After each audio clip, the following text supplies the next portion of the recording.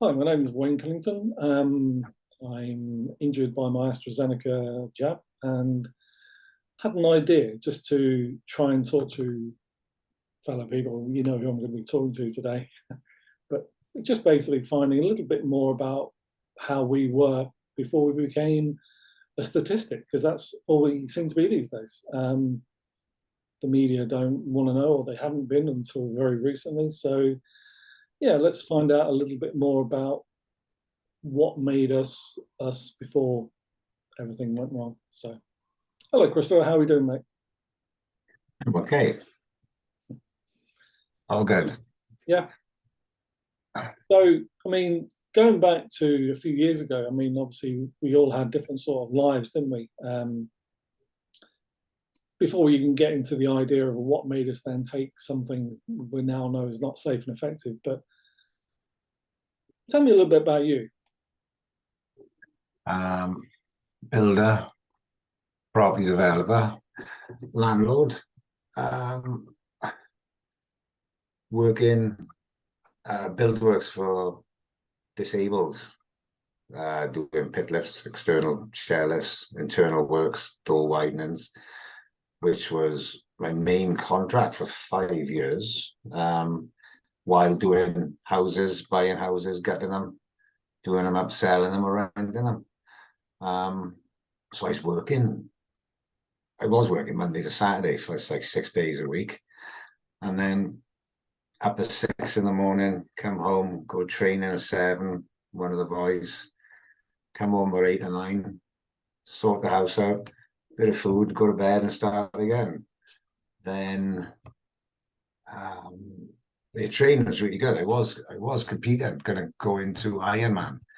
Then the lockdown hit. Luckily, I worked through it because it was all build works and it's external work anyway. It's under a contract and it's for disabled. So everything was great. The roads were quiet.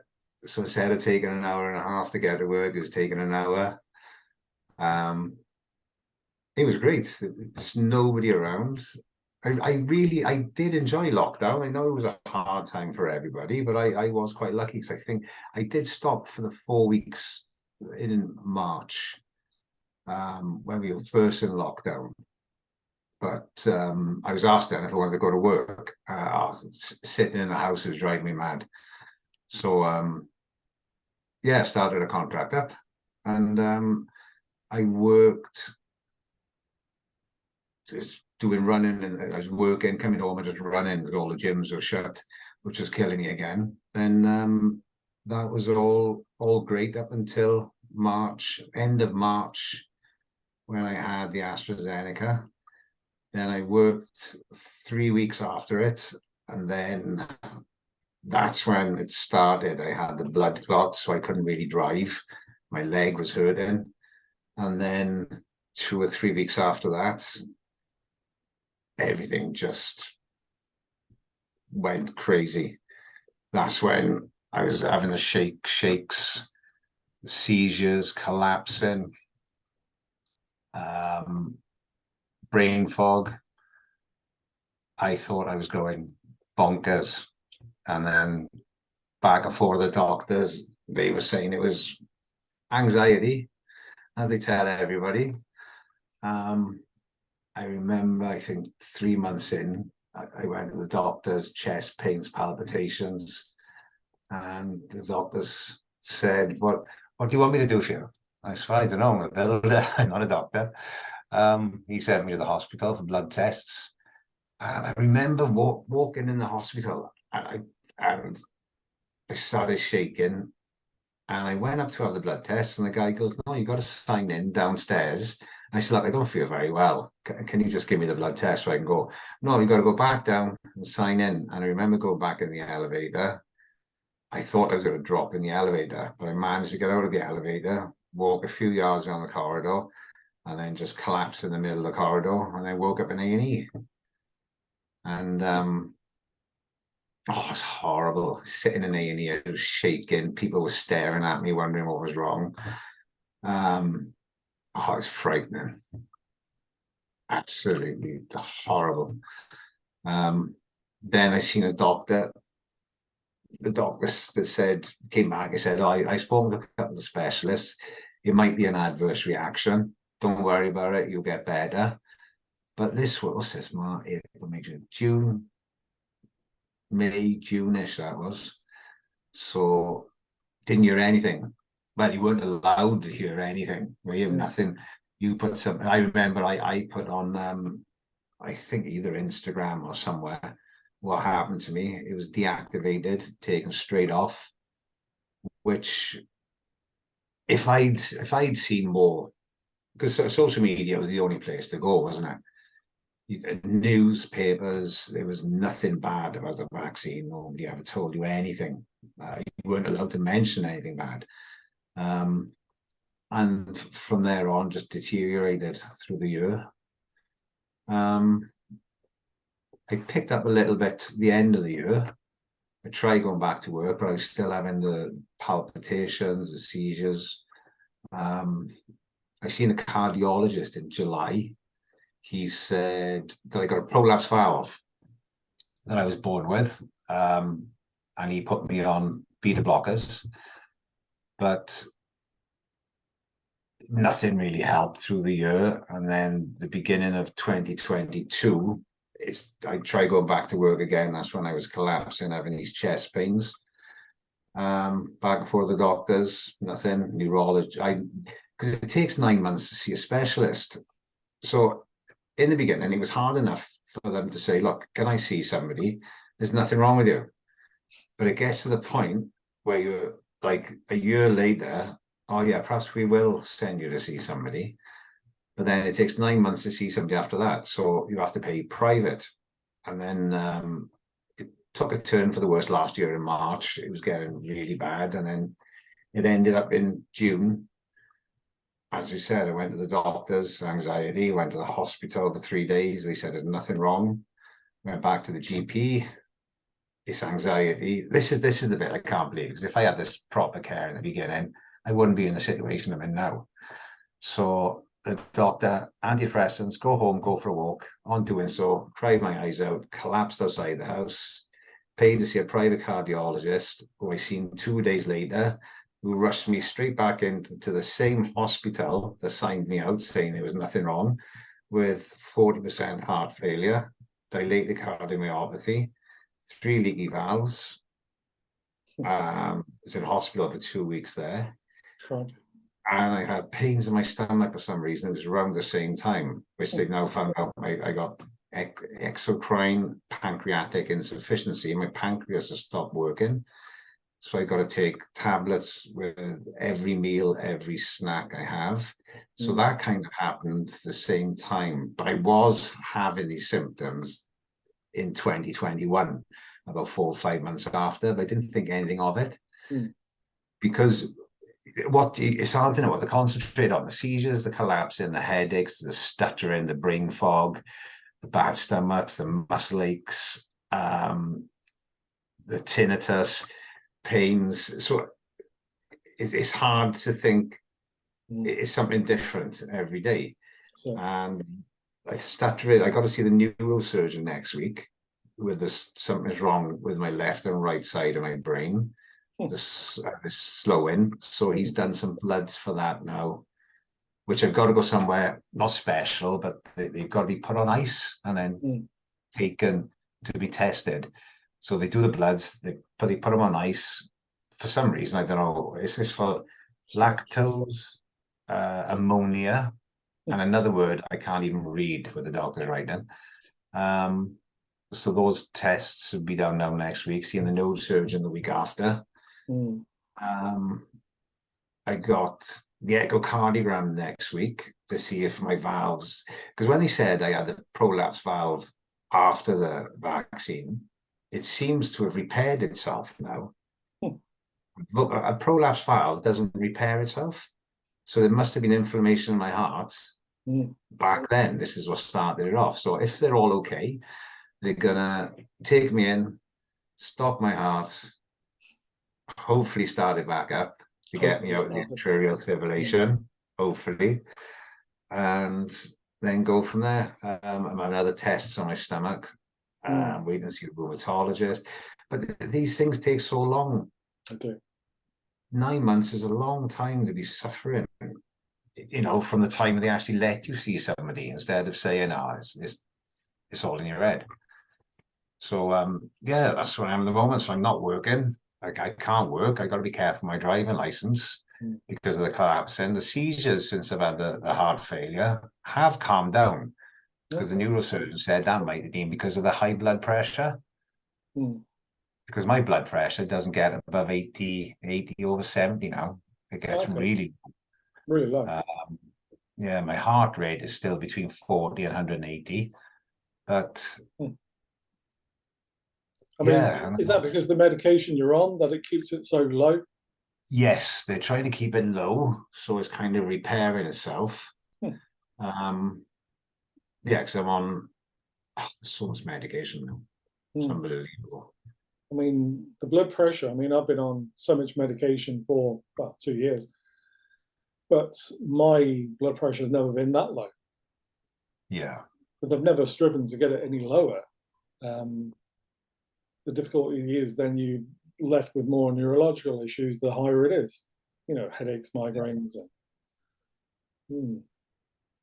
I don't know why I'm still having really bad headaches now, and the pains, but when you've got low blood pressure, it's hard doing things. They're saying try and do things, but with a low blood pressure, it's really hard. You've got no energy, and well, it's not pumping around your body like it should be. Because I've always been fit and healthy, no underlying issues. Always been 120 over 80. Always trained, always run. Well, so we've spoken before. I mean, you used to enjoy going out and not only just training, but just being part of a crowd and enjoying having some laughs and some drinks and the general things you did in a group. On a Wednesday, I used to go for food. Weekends, then used to go out and see the boys or pop over their house, go out. And I haven't seen anybody because I've been ill and I've lost so much weight. And if I see somebody now, if I'm out, I seen somebody down the hospital the other day, and they came straight up to me and said, "What's happened to you? If I haven't seen him for 2 years, it changed me. This has aged me, and my face is all drawn." And little things, and it's like, I don't know why a lot of people have had their gums receding. They say it's old age, but in this 2-year period, everything has gone crap. All your muscle tone, it's the strain on your whole body. Yeah. And my left pupil now is huge, and this one's small. I spoke to the optician the other day. I said, "Is that anything to worry about?" Well, it means that you've been ill. Something's happened. So not to worry about it, but it is a problem. So this is what I'm going to mention to the neurologist, because when I look in the mirror now, I'm brushing my teeth. This one is like black, and then this one goes small. Sometimes, it goes back normal. But when you look in the mirror, it's really spooky. Yeah, yes, of course. Well, it makes you worry initially, doesn't it?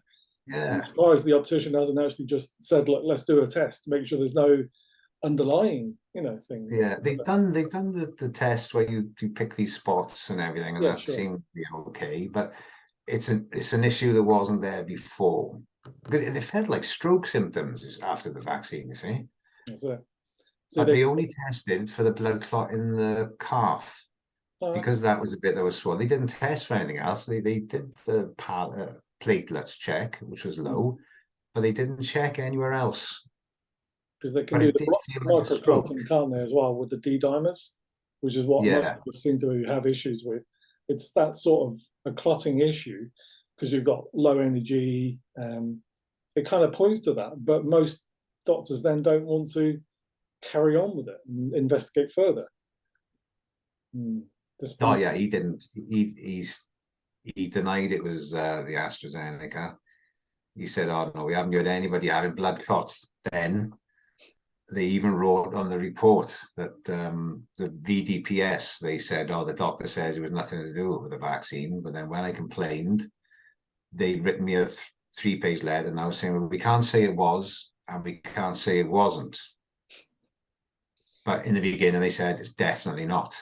But as time's going on now, and there's a lot more coming out, This and is it's hard to deny things now. I'm in two minds as to what this is going to mean for all of us, because it's heartwarming to see things changing, because they've been stuck with a narrative for the past 3 years, and now all of a sudden you're seeing something different to that. So it makes people think more, ask questions, but it's still strange as to why now.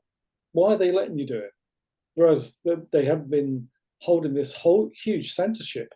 Yeah, it just I feel it's great that it's happening, but I'm starting to think, well, there's something else just not quite right. It's One is too late. It's too late now. The people that have had it have had it. They've stopped the under 50s. There's too many unexplained deaths of young people, which seems to be happening more and more and more. 3 of my mates have had strokes. One of my mate, Chris, was in hospital when we were up in on that conference. He rang me and he said he'd been back before the doctors for 4 or 5 days. He was bleeding. And the doctor said, don't worry about it.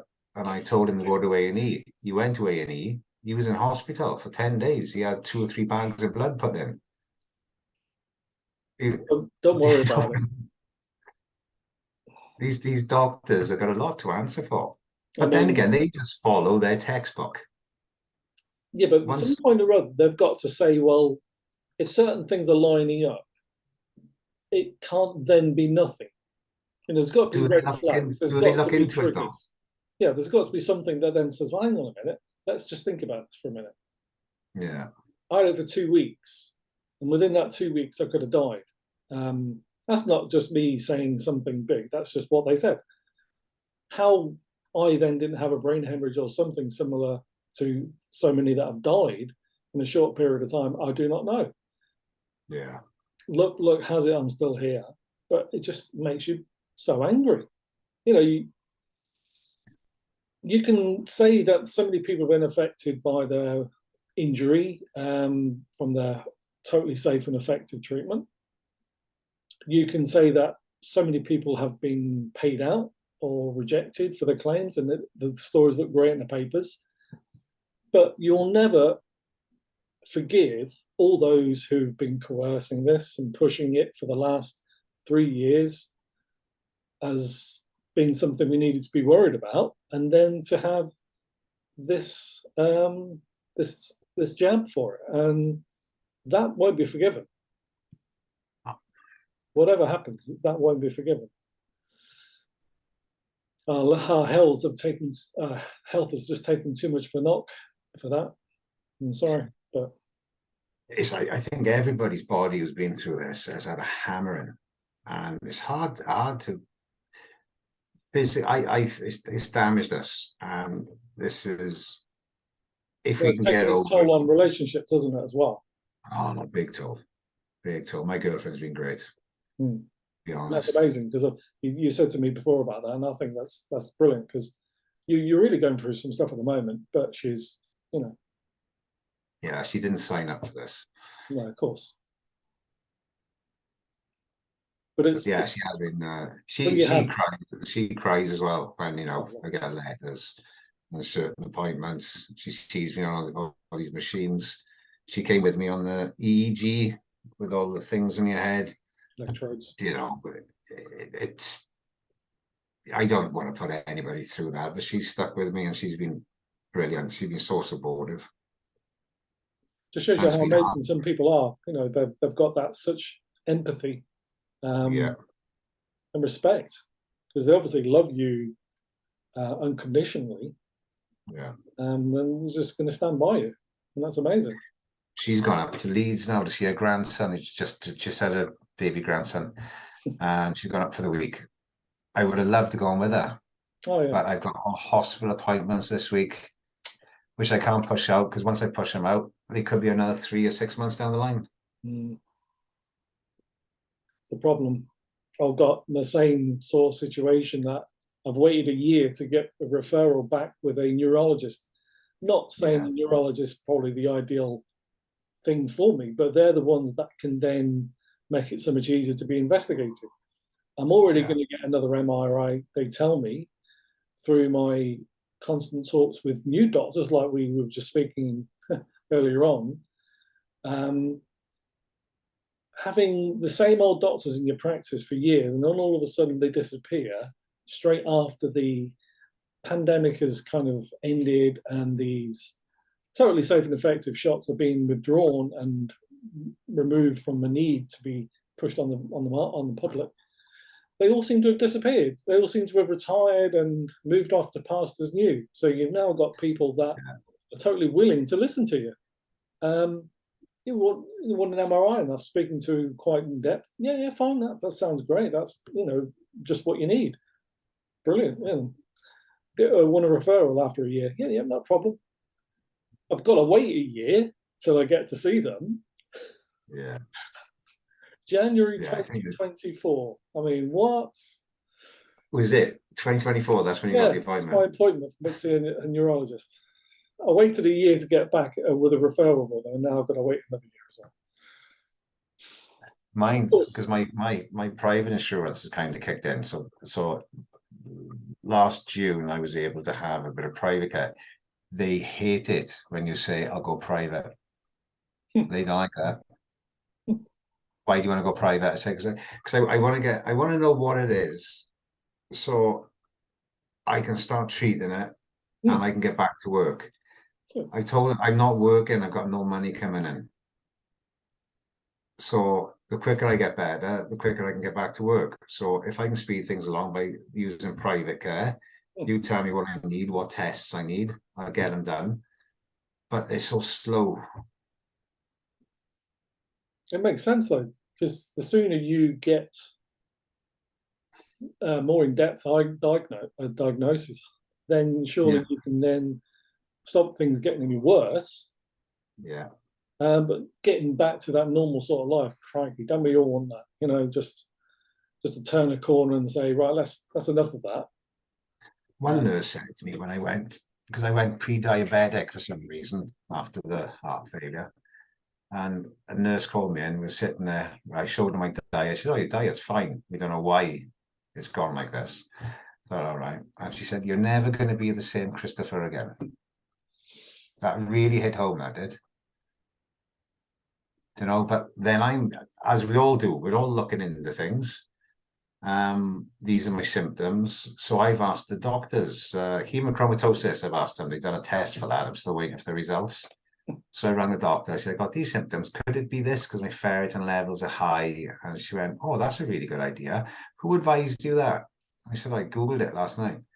So that was that. The doctor rang me the next day then. I said, oh, I've got these blood tests here because one of our doctors yesterday advised you to have a test for hemochromatosis because of your symptoms. I went, no, they didn't. Mm. Yeah, they did. They've written it down. I said, no, I asked her if I could have the test. And he went, well, that's a bloody good idea. Funny, They isn't it, how just, they've forgotten that they're kind of going by your own this research. is what I mean. I think they are stuck on what they've learned through their universities and their textbook. They got blinkers. They're stuck on that. They don't think of anything else, I think. Mm. New that's come since these vaccines, if you Is know what it I mean. that they don't want to, or have they been told not to? Would you, if you're working there, you see a couple of people. Today, she kicked me out because I'm only allowed a 10-minute slot because I wanted to ask her something else. And she said, well, we can't, 10 minutes is up. I thought, really? I said, it's only because I got a bit of a bad stomach and I just wanted to take something to stop me going. Mm. Oh, well, you shouldn't really. I said, well, no, that's 10 minutes now. Perhaps make another appointment. And then but we've got so many different things going on, Mm. so many different specialists. How can you fit everything in that 10 minutes? And you You can't can't. ring and say, can you make a double appointment? But also, they say to you that you can't speak about more than one topic. So if you've got Yeah. more than one ailment, that's a no go as well. So even though you've got more Yeah. time allotted, they won't let you talk about it. Yeah, they stop you. Well, let's just sort your arm, a shoulder it was today, shoulder and pains in my stomach. Let's just talk about your shoulder today now. All right. Even then she said, go and see the physio. I can't help you. I had some really It's, good phone conversations recently, and weirdly, I mean, this is the first time ever. It's happened 3 times now. That they're just happy to talk and talk and talk, and I kind of think, well, wow, amazing. So whilst I've got somebody on the line, I'm saying, well, look, you know what happened to me with the injury. No, I didn't know that. And I'm thinking, you've got my file right in front of you, but that's fine. Don't worry about it. So going into it quite in-depthly, and I'm saying about this scan or that, and what then could lead on, and what I could possibly then go, well, yeah, that's a good idea. They know all this, but there's just that great lack of care and worry. Whereas you'd think these I won't say generalize, but these doctors that are there to look after patients, you'd think their priority would be to actually investigate and do things to help the patient. do you think they're protecting themselves? Their careers, Less aren't they say, the better. they? If they I put think it their is. name to something, it's like it's going to come back on them. Yeah, There's been that's what I think it is. too much of this problem over the last couple of years. Nobody would want to risk speaking out because their position is going to be at risk. Yeah. Well, my doctor's got it made now because I'm under 6 different specialists. If I mention something to do with the brain fog and stuttering, wait until you see a neurologist. Say you got a bad back. Oh, wait till you speak to the physio or rheumatologist. And then when I mentioned the heart today to her, well, wait till you speak to your cardiologist. They refuse. They not refuse, but they're passing the buck. You know what I mean? It But at wouldn't least hurt say their professionalism to actually just comment, because that's what they are. They're a yes. doctor. So if you've got a bad I back, only asked her. yeah, that's I only right. asked Common for sense, advice. simple things you could do to alleviate any condition. If you've got a more serious problem with yourself, then you get referred to a cardiologist or whatever. Yeah. They've told me to email them myself now because they know I'm emailing them myself. I said, oh, so drop them an email. Yeah, drop them an email and tell them what your symptoms are. So they've passed the buck entirely. They're not interested anymore at all. I tried that myself. I did not get a favourable reply. Oh, really? I had a 2-page. I'd basically been signed off with my neurologist. I'd returned to some sort of part-time working very briefly when I had this period when I thought, oh, wow, I'm not cured, but I'm feeling dramatically better. It didn't last. But I thought I then need to get back to see a neurologist and then get my cases re-evaluated. And of course, I listed all these things that other people were seeing with their bodies, which were likened with me. But of course, they had proper names that like Potts-Guillain-Barré syndrome or whatever else. Yeah. Which I later discovered on medical records that I had sent me 360 pages on them. And they said on there that, all their conditions. And she totally refuted every single one because she did not want to put an end to it. Yeah. But yeah, nobody else has this many symptoms for no reason. Yeah. Leaves you in a funny position, doesn't it? I think they're being careful with me because I said, because she said, she did say, you anxious? I said, no, not really. I said, well, this is the problem. When I came in before, the doctor told me I was anxious and it was anxiety. Well, I actually had heart failure. And then she changed a bit then. She wasn't, she was just trying to get me out. And then she cut me off then. Our 10 minutes were up and I couldn't talk about anything else then. It's like seeing a psychologist. You're actually paying for the time. Yeah. Sorry, sir. Our time's up today. Can we just get back to this next week? The problem then being you're not actually paying for their time. So you're the patient. They should be working for you. So the time runs over. Don't worry about it. Yeah. But sadly, that's not the case. So, I mean, going forward now, you're still in a bit of a quandary because you're then waiting on further things to give you this normality back to your life, aren't you? Yeah, I think the neurologist, that's going to be ongoing to see what the problems are there. Rheumatologists are waiting for cardiologists. Now I got these things next week to see if they can have that cardio version. The toxicology guy, I mean, Cardiff sounds interesting because it'd be nice to have one person. Somebody must know what this vaccine's done to us, right? Mm. They must know what this done to our bodies and how it's caused all of this, and there must be something attacking us.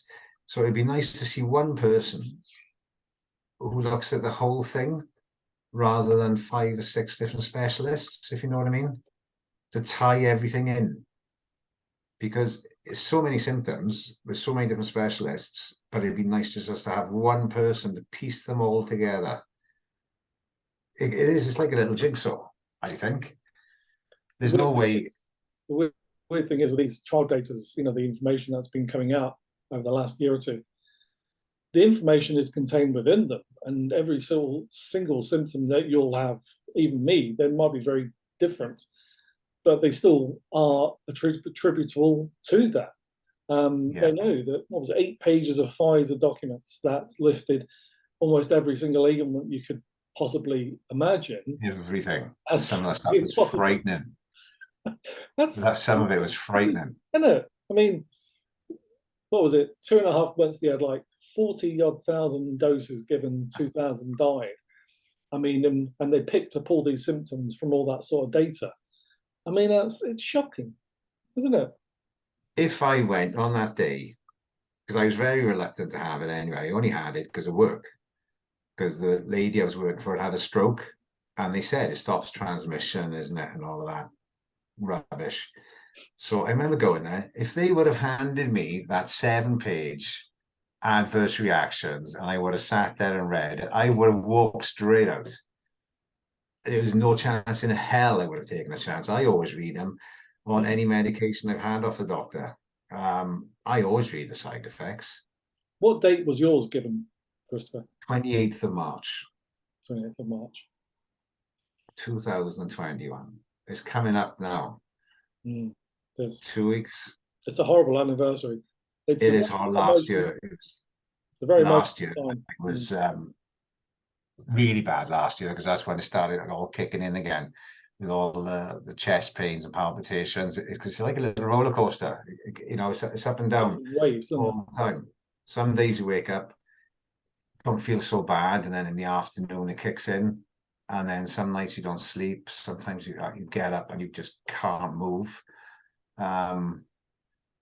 Yeah, it's not a constant. Even with my shoulder, some days it's all right, and then for a couple of days I won't be able to. When we were in London, when the truth be told, I couldn't lift my arm up, so I could do that, but I can't lift my shoulder up.